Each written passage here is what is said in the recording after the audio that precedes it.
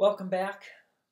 This is Chapter 9, How Great Uncle William's House Proved to Have Many Ways. Sorry about the lag time. It seems like the computer's doing weird jolts and jibbles. We'll see if it affects my reading. Peter and Charmaine naturally converged on the fireplace then. Waif scuttled out of the way as, one after another, they beat on the mantelpiece and cried out, "Breakfast!" But it seemed that this spell only worked properly in the morning. "I wouldn't even have minded kippers," Charmaine said, miserably surveying the two trays. They had rolls, honey, and orange juice on them, and nothing else. "I know how to boil eggs," Peter said. "Will Waif eat this lamb chop?" "She'll eat almost anything," Charmaine said. "She's as bad as we are. I don't think she'll eat a turnip, though. I wouldn't."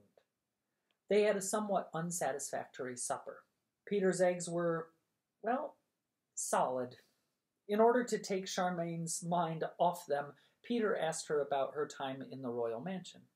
Charmaine told him, in order to take both their minds off the way hard-boiled eggs did not mix with honey. Peter was highly intrigued by the way the king seemed to be looking for gold, and even more intrigued by the arrival of Morgan and Twinkle. "And a fire demon," he said. "Two infants with magical powers and a fire demon? I bet the princess has her hands full. How long are they staying?" "I don't know. Nobody said," Charmaine said. "Then I bet you 2 afternoon teas and a morning coffee that the princess turns them out before the weekend," Peter said. "Have you finished eating? Then I want you to look through your great-uncle's suitcase." "But I want to read a book," Charmaine protested. "No, you don't," Peter said. "You can do that any time. This suitcase is full of stuff you need to know. I'll show you." He pushed the breakfast trays aside and pulled the suitcase in front of her. Charmaine sighed and put her glasses on. The suitcase was full to the brim with paper. Lying on top was a note in Great-Uncle William's beautiful but shaky writing. "For Charmaine," it said. "Key to the house." Under that was a large sheet of paper with a tangle of swirly lines drawn on it. The lines had labeled boxes drawn on them at intervals, and each line ended in an arrow at the edge of the page with the word "Unexplored" written beside it. "That's the short key you've got there," Peter said as Charmaine picked this paper up. "The rest of the stuff in the suitcase is the proper map. It folds out. Look." He took hold of the next sheet of paper and pulled, and it came out, with the next sheet joined to it, and then the next, folded back and forth to fit in the suitcase. It came out onto the table in a huge zigzag. Charmaine stared at it, resentfully. Each piece had carefully drawn rooms and corridors on it, and neatly written notes beside each thing. The notes said things like, "Turn left twice here," and 2 steps right and 1 left here. The rooms had blocks of writing in them, some simple, like kitchen, and some eloquent, like the one that read, "My store of wizardly supplies, kept constantly replenished by an intake spell I am rather proud of. Please note that the ingredients on the left-hand wall are all highly dangerous and must be handled with great care." And some of the joined sheets seemed to be all crisscrossing corridors labeled "To Unexplored North Section," "To Kobolds," "To Main Cistern," or "To Ballroom. I doubt if we shall ever find a use for this." "I was quite right to leave this suitcase shut," Charmaine said. "It's the most confusing map I ever saw in my life. It can't all be in this house." "It is. It's enormous," Peter said. "And if you look, you'll see that the way the map is folded is a clue to how you get to the different parts of it. See? Here's the living room on the top page. But if you go to the next page, you don't get his study or the bedrooms, because those are folded back. See? You get to the kitchen instead, because that's folded the same way." Charmaine's head began to go round, and she closed her ears to Peter's enthusiastic explanations. She looked at the swirling lines on the piece of paper in her hand instead. It almost seemed easier. At least she could see kitchen right in the middle of it, and bedrooms, and swimming pool, and study. Swimming pool? Not really. Surely.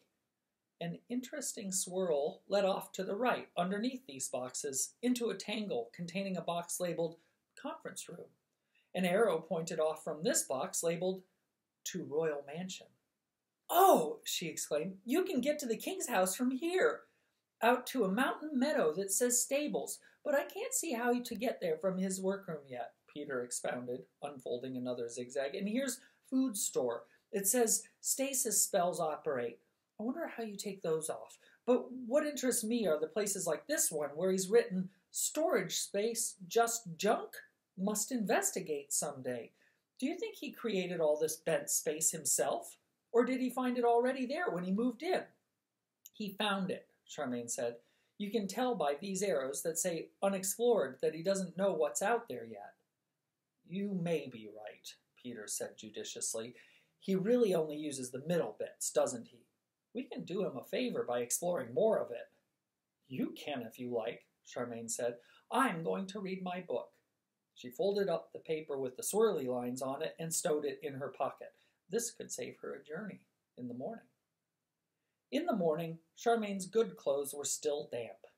She had to leave them draped depressingly around her room and get into her next nicest, while she wondered if she could manage to leave Waif behind with Peter today. Perhaps not. Suppose Peter tried another spell and contrived to turn Waif inside out or something. Waif, of course, came trotting eagerly after Charmaine into the kitchen. Charmaine tapped the fireplace for dog food and then, a little doubtfully, for her own breakfast. It could be that she and Peter had thrown the spell out by demanding breakfast yesterday evening. But no, today she got a full tray with the choice of tea or coffee, and toast, and a plate piled high with something made with fish and rice, and a peach to follow. I think the spell's apologizing, she thought. She didn't like the fish stuff much, so she gave most of it to Waif, who liked it the way she always liked food, and smelled quite fishy as she trotted after Charmaine when Charmaine unfolded her swirly paper, ready to go to the royal mansion. Looking at the swirls confused Charmaine. She found she had been even more confused by the chart in the suitcase. Bending the paper backward and forward to try and reproduce what was in the suitcase did not help at all. After several turns left and right, she found herself walking into a place that was large and well lighted by big windows overlooking the river. There was a fine view of the town across the river, where, most frustratingly, she could see the golden roof of the royal mansion gleaming in the sunlight. "But I'm trying to get there, not here," she said, looking around. There were long wooden tables under the windows, loaded with strange implements, and more implements stacked in the middle of the room. The other walls were full of shelves piled with jars, tins, and odd-shaped glassware. Charmaine sniffed the smell of new wood here, which was overlaid by the same thunderstorm and spice smell she had noticed in Great-Uncle William's study. The smell of magic having been done, she thought. This must be his workroom. To judge by the way Waif was trotting cheerily about, Waif knew this place well. "Come on, Waif," Charmaine said, pausing to look at a piece of paper on top of the strange implements in the middle of the room. It said, "Please do not touch." "Let's go back to the kitchen and start again." It did not work out that way. A left turn from the workroom door brought them into a warm place, open to the sky, where a small blue pool rippled amid white stone surrounds. The place was fenced off by white stone trellises with roses growing up them, and there were white reclining chairs beside the roses, piled with large fluffy towels. Ready for when you'd finished swimming, Charmaine supposed. But poor Waif was terrified of this place. She crouched against the gateway, whining and trembling. Charmaine picked her up. "Did someone try to drown you, Waif? Were you a puppy someone didn't want? It's all right. I'm not going near this water either. I've no idea how to swim." As she turned left through the gateway, it occurred to her that swimming was only one of a very large number of things she had no idea how to do. Peter had been right to object to her ignorance. "It's not that I'm lazy," she explained to Waif as they arrived in what seemed to be the stables, "or stupid. I've just not bothered to look around the edges of Mother's way of doing things, you see?" The stables were rather smelly. Charmaine was relieved to see that the horses that must belong there were up in a meadow beyond a fence. Horses were another thing she had no idea about. At least Waif did not seem to be frightened here. Charmaine sighed, put Waif down, scrabbled up her glasses, and looked at the confusing, swirly chart again. Stables were here, up in the mountains somewhere. She needed 2 right turns from there to the kitchen again.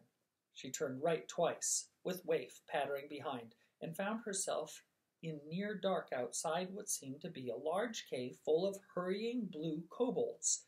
Each one of them turned and glowered at Charmaine. Charmaine hurriedly turned right again, and this time she was in a store for cups, plates, and teapots. Waif whined. Charmaine stared at several hundred teapots in rows on shelves of every possible color and size and began to panic. It was getting late.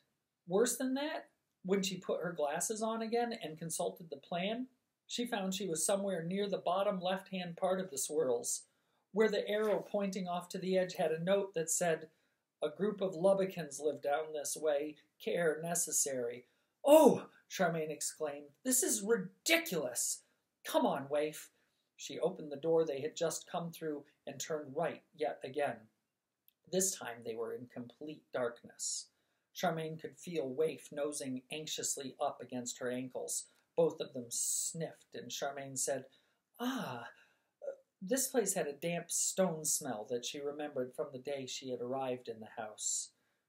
"Great Uncle William," she asked, "how do I get from here to the kitchen again?" Much to her relief, the kindly voice answered. It sounded very faint and far away now. "If you are there, my dear, you are rather lost, so listen carefully. Make 1 turn clockwise." Charmaine had no need to listen any more. Instead of making a complete turn, she turned carefully halfway and then peered forward. Sure enough, there was a dimly lighted stone corridor ahead, crossing the one she seemed to be standing in. She strode thankfully toward it, with Waif trotting behind her, and turned into that corridor. She knew she was now in the royal mansion. It was the same corridor where she had seen Sim pushing a trolley on her first day in Great Uncle William's house.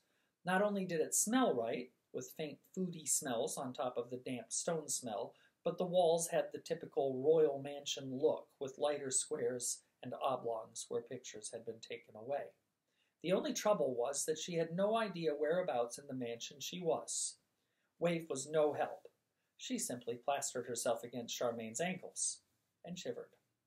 Charmaine picked Waif up and walked down the corridor, hoping to find somewhere she knew. She turned 2 corners without being any the wiser, and then almost ran into the colorless gentleman who had passed the crumpets round yesterday. He jumped backward, thoroughly startled. "Dear me," he said, peering at Charmaine in the gloom.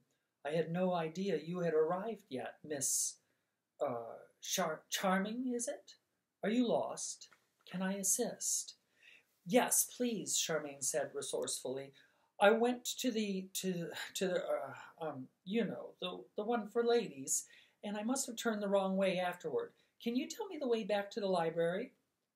"I can do better than that," said the colorless gentleman. "I'll show you. Just follow me." He turned round and led the way back where he had been coming from, along another dim corridor and across a large cold lobby where a flight of stone stairs led upward. Waif's tail began to twitch slightly, as if she found this part familiar, but her tail stopped moving as they crossed in front of the stairs. Morgan's voice came booming down from the top of the flight. "Don't want to! Don't want! Twinkle's shriller voice joined in. "I can't wear these! I want my stripy ones!" Sophie Pendragon's voice echoed down too. "Be quiet, both of you, or I'll do something dreadful, I warn you. I've no patience left." The colorless gentleman winced. He said to Charmaine, "Small children bring so much life to a place, don't they?" Charmaine looked up at him, meaning to nod and grin, but something made her shudder instead. She was not sure why. She managed to give a little nod, and that was all, before she followed the gentleman through an archway where the booming of Morgan and the screaming of Twinkle died away into the distance. Round another corner, the colorless gentleman opened a door that Charmaine recognized as the door to the library. Miss Charming seems to have arrived, sire, he said, bowing. Oh, good, said the king, looking up from a pile of thin leather books. Come in and sit down, my dear. I found an absolute heap of papers for you last night. I had no idea we had so many. Charmaine felt as if she had never been away. Waif settled down, rolled tummy upward in the heat from the brazier. Charmaine settled down also, in front of a toppling heap of different-sized papers, found pen and paper, and started in. It was very companionable. After a while, the king said, This ancestor of mine, who wrote these diaries, fancied himself as a poet. What do you think of this one? To his lady love, of course. You dance with the grace of a goat, my love, and you sing soft like a cow on the mountains. Would you call that romantic, my dear? Charmaine laughed. It's dreadful. I hope she threw him over. Your Majesty, who is the gentleman who showed me in just now? You mean my steward, the king said. Do you know, he's been with us for years and years and years, and I can never remember the poor fellow's name. You'll have to ask the princess, my dear. She remembers things like that. Oh well, Charmaine thought. I shall just have to think of him as the colorless gentleman then. The day passed peacefully. It made, Charmaine felt, a pleasant change after such a hectic start. She sorted out and made notes about bills from 200 years ago, bills from 100 years ago, and bills from a mere 40 years back. Oddly enough, the older bills were for much larger sums of money than the newer ones. It looked as if the royal mansion was spending less and less. Charmaine also sorted out letters from 400 years back and more recent reports from ambassadors from Strangia, Ingary, and even Rajput. Some ambassadors sent poems. Charmaine read the worst ones out to the king. Farther down the stack she came upon receipts, papers saying things like, in payment for portrait of a lady, reputed to be by a grandmaster, 200 guineas, began to turn up more and more frequently, all from the last 60 years. It looked to Charmaine as if the royal mansion had been selling its pictures for most of the king's reign. She decided not to ask the king about it. Lunch arrived, more of Jamal's delicious, spicy things. When Sim brought them in, Waif jumped up, wagging her tail, stopped, looked disappointed, and trotted away out of the library. Charmaine had no idea if it was the cook's dog or lunch that Waif wanted. Lunch, probably. As Sim put the platter on the table, the king asked jovially, How are things going out there now, Sim? A little noisily, sire, Sim replied. We have just received our 6th rocking horse. Master Morgan seems desirous of a live monkey, which I am glad to report Mrs. Pendragon has refused to allow him to have. A certain uproar resulted. In addition, Master Twinkle seems convinced that someone is denying him a pair of stripy trousers. He has been very loud on the subject all morning, sire. And the fire demon has adopted the fire in the front parlor as his roosting place of choice. Will you be taking tea with us in the front parlor today, sire? I think not, the king said. I've nothing against the fire demon, but it does get a bit crowded in there with all those rocking horses. Be good enough to fetch us some crumpets here to the library, if you will, Sim. Certainly, sire, Sim said, shakily backing from the room.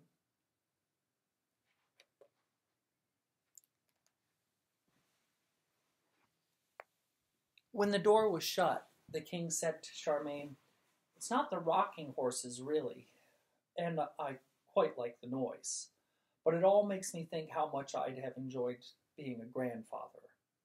Pity that. Said Charmaine, people in town always say that Princess Hilda was disappointed in love. Is that why she never married? The king seemed surprised. Not that I know of, he said. She had princes and dukes lining up to marry her for years when she was younger, but she's not the marrying kind. Never fancied the idea, so she tells me. Prefers her life here, helping me. It's a pity, though. Here's my heir having to be Prince Ludovich, my fool of a cousin's son. You'll meet him soon. If only we can move a rocking horse or so. Or maybe she'll use the grand parlor instead. But the real pity is that there are no more youngsters around the mansion nowadays. I miss that. The king did not seem too unhappy. He looked matter-of-fact rather than mournful. But Charmaine was suddenly struck by what a sad place the royal mansion really was. Huge, empty, and sad. I understand, Your Majesty, she said. The king grinned and bit into a Jamal Tasty. I know you do, he said. You're a very intelligent young lady. You'll do your great-uncle William great credit one day. Charmaine blinked a bit at this description. But before she could get too uncomfortable at being praised, she realized what the king had left out. I may be clever, she thought, quite sadly, but I'm not in the least kind or sympathetic. I think I may even be hard-hearted. Look at the way I treat Peter.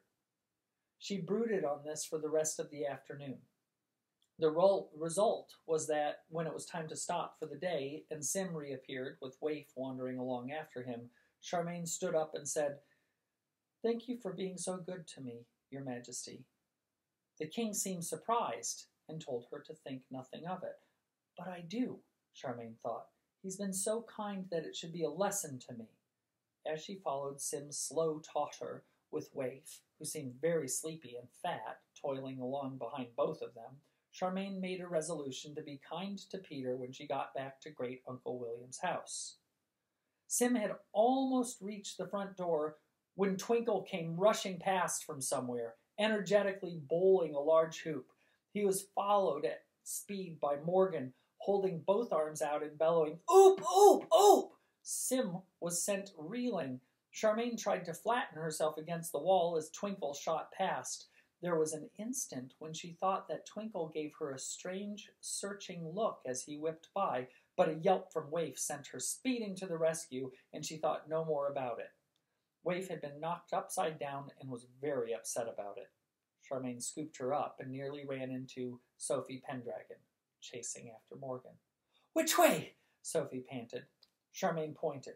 Sophie hauled her skirts high and raced off, muttering something about guts and garters as she ran. Princess Hilda appeared in the distance and stopped to drag Sim to his feet.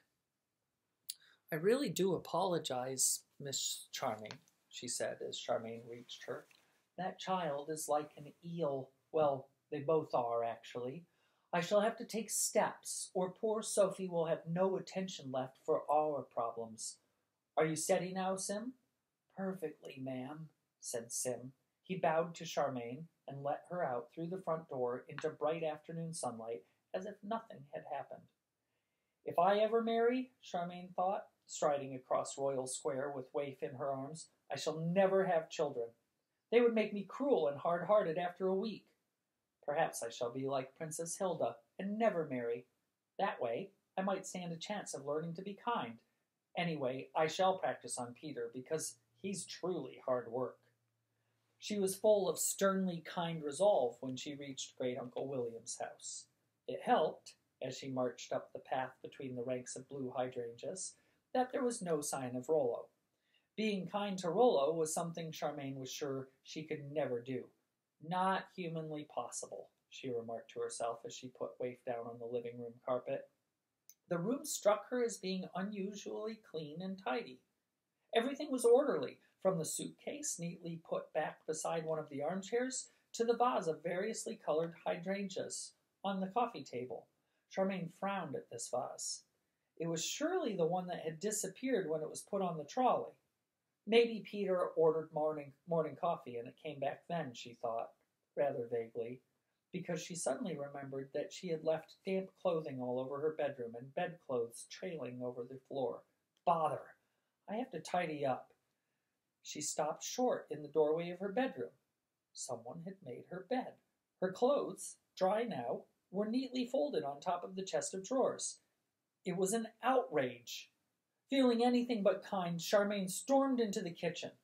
Peter was sitting at the kitchen table, looking so virtuous that Charmaine knew he had been up to something. Behind him, on the fire, A large black pot was bubbling out strange, weak, savory smells.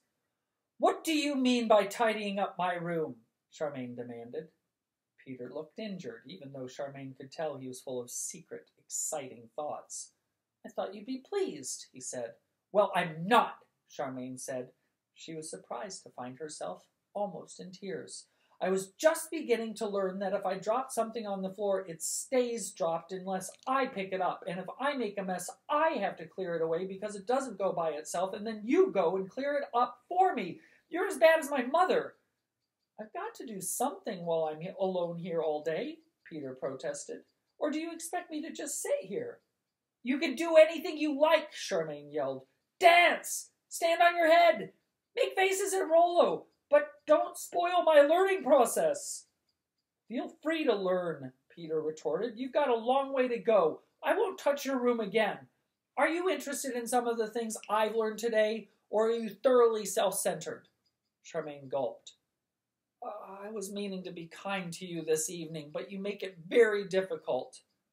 "My mother says difficulties help you learn," Peter said. "You should be pleased. I'll tell you one thing I've learned today, and that's how to get enough supper."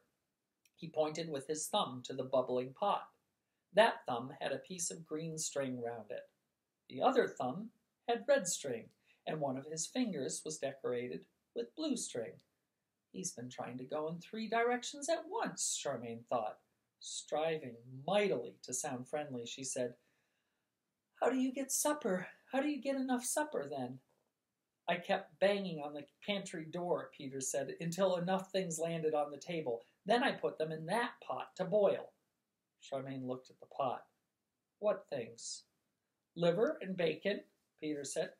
"Cabbage, more turnips, and a chunk of rabbit. Onions, 2 more chops, and a leek." It was easy, really. "Yuck," thought Charmaine. In order not to say something really rude, she turned round to go to the living room. Peter called after her, "Don't you want to know how I got that vase of flowers back?" "You sat on the trolley," Charmaine said coldly, and went away to read the 12-branched wand. But it was no good. She kept looking up and seeing that vase of hydrangeas, and then looking over at the trolley, and wondering if Peter had truly sat there and vanished away with an afternoon tea. Then wondering how he had got back.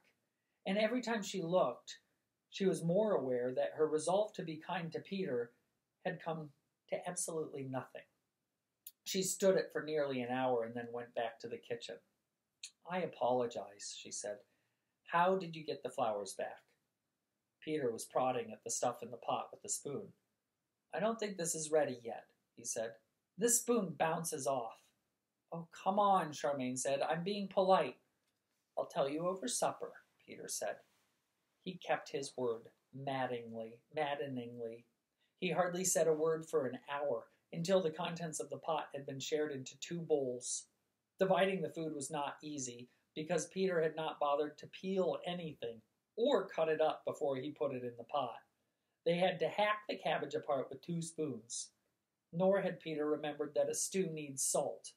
Everything, white, soggy bacon, hunk of rabbit, whole turnip, and flabby onion, floated in a weak, watery juice. To put it mildly, the food was quite horrible. Doing her best to be kind, Charmaine did not say it was. The only good thing was that Waif liked it. That is to say, she lapped up the weak juice and then carefully ate the meaty bits out from among the cabbage. Charmaine did much the same and tried not to shudder. She was glad to take her mind off it by listening to what Peter had to tell. "Are you aware," he began, rather pompously, to Charmaine's mind. But she could tell that he had everything worked out in his mind like a story and was going to tell it just as he had worked it out. "Are you aware that when things vanish from the trolley, they go back in the past?" "Well, I suppose the past makes quite a good waste dump," Charmaine said, "as long as you make sure it really is past and things don't turn up again all moldy." "Do you want to hear or not?" Peter demanded. "Be kind," Charmaine told herself. She ate another piece of nasty cabbage and nodded. "And that parts of this house are in the past?" Peter continued. I didn't sit on the trolley, I just went exploring with a list of the ways I needed to turn, and I found out by accident, really. I must have turned the wrong way once or twice. Doesn't surprise me, Charmaine thought. Anyway, said Peter, I got to a place where there were hundreds of kobold ladies all washing teapots and stacking food on trays for breakfasts and teas and things. And I was a bit nervous of them because of the way you'd annoyed them over the hydrangeas. But I tried to look pleasant as I went by and nodded and smiled and things. And I was really surprised when they all nodded and smiled back and said, "Good morning," in a perfectly friendly way. So I went on nodding and smiling and walking past until I came to a room I hadn't seen before. As soon as I opened the door, the first thing I saw was that vase of flowers sitting on the front of a long, long table. The next thing I saw was Wizard Norland sitting behind the table. Good gracious, said Charmaine. It surprised me too, Peter admitted. I just stood there and stared, to tell the truth. He looked quite healthy, strong and pink, and he had a lot more hair than I remembered, and he was busy working on the chart that was in the suitcase. He had it all spread out along the table, and he'd only filled in about a quarter of it. I suppose that gave me a clue. Anyway, he looked up and said, quite politely, "Would you mind closing the door? There's quite a draft." Then, before I could say anything, he looked up again and said, "Who on earth are you?" I said, "I'm Peter Regis." That made him frown. He said, "Regis? Regis? Does that make you some relation of the Witch of Montalbino, perhaps?" "She's my mother," I said. And he said, "I didn't think she had any children." "She only has me," I said. "My dad was killed in a big avalanche in Transmontane just after I was born." He frowned some more and said, "But that avalanche was only last month, young man. They're saying that a Lubbock set it off, and it certainly killed a lot of people. Or are we talking about the avalanche 40 years ago?" And he looked very stern and disbelieving at me. I wondered how I could make him believe what had happened. I said, "I promise it's true. Some of your house must go back in time. It's where the afternoon teas disappear to. And, this should prove it, we put that vase of flowers on the trolley the other day and it came back here to you." He looked at the vase, but he didn't say anything. I said, "I came here to your house because my mother arranged for me to be your apprentice." He said, "Did she indeed? I must have been wanting to oblige her quite badly then. You don't seem to have any remarkable talent." "I can do magic," I said, "but my mother can arrange anything when she wants to." He said, "True, she has a remarkably forceful personality. What did I say when you turned up?" "You didn't," I said. "You weren't there. A girl called Charmaine Baker was looking after your house, or she was supposed to be, but she went off and worked for the king and met a fire demon."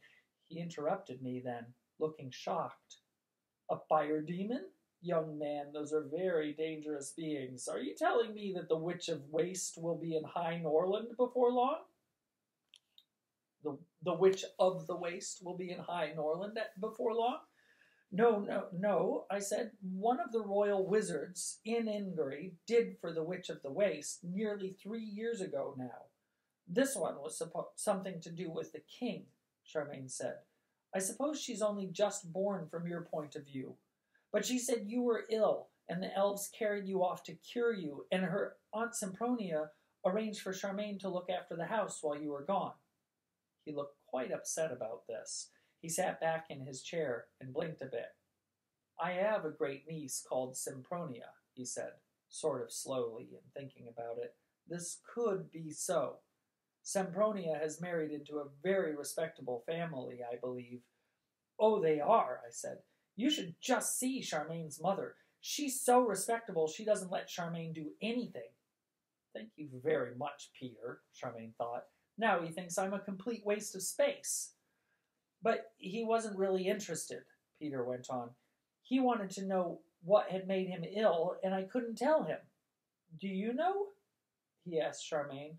Charmaine shook her head. Peter shrugged and said, then he sighed and said he supposed it didn't matter because it seemed to have been unavoidable. But after that, he said, quite pathetically and all puzzled, "I don't know any elves." I said, "Charmaine said it was the king who sent the elves." "Oh," he said, and he looked much happier. Of course it would be. The royal family has elf blood, several of them married elves, and the elves do keep up the connections, I believe. Then he looked at me and said, "So this story begins to hang together." I said, "Well, it should do. It's all true. But what I don't understand is what you did to make the kobolds so angry with you." "Nothing, I assure you," he said. "Kobolds are my friends. They have been for years. They do a great many tasks for me. I would no more anger a kobold than I would anger my friend the king." He seemed annoyed enough about this that I thought I'd better change the subject. I said, "Then can I ask you about this house? Did you build it or did you find it?" "Oh, I found it," he said. "Or at least I bought it when I was quite a young, struggling wizard because it seemed small and cheap. Then I found it was a labyrinth of many ways. It was a delightful discovery, I can tell you. It seems once to have belonged to a wizard Melicott, the same man who made the roof of the royal mansion appear to be gold. I have always hoped that somewhere inside this house there is hidden the actual gold that was in the royal treasury at the time. The king has been looking for that for years, you know." "And you can guess how that made me prick up my ears," Peter said. "But I never got to ask any more because he said, looking at the vase on the table, 'So these are really flowers from the future, then? Do you mind telling me what sort they are?' I was quite astonished he didn't know. I told him they were hydrangeas from his own garden. 'The colored ones the kobolds cut off,' I said. And he looked at them and murmured that they were quite magnificent, particularly the way there were so many colors. 'I shall have to start growing them for myself,' he said. 'They have more colors than roses.' 'You can get them to grow blue, too,' I said. 'My mother uses a spell with copper powder for ours.' And while he was murmuring about that, I asked him if I could take them back with me so that I could prove to you that I'd met him. 'Certainly, certainly,' he said. 'They are rather in the way here. And tell your young lady, who knows the fire demon, that I hope to have my chart of the house finished by the time she has grown up enough to need it.' So," Peter said, "I took the flowers and came away. Wasn't that extraordinary?" "Very," said Charmaine. "He wouldn't have grown hydrangeas if the kobolds hadn't cut them off, and I hadn't picked them up, and you hadn't got lost. It makes my head go round and round." She pushed aside her bowlful of cabbage and turnip. "I shall be nice to him. I shall. I shall. Peter, how would it be if I called in on my father on the way home tomorrow and asked him for a cookery book? He must have hundreds. He's the best cook in town." Peter looked utterly relieved. "Good idea," he said. "My mother's never told me much about cooking. She always does it all. And I shan't object to the way he's made Great Uncle William think of me," Charmaine vowed. "I shall be kind. But if he does that once again..." And that's the end of chapter 9. Take care, my friends. Aroha nui.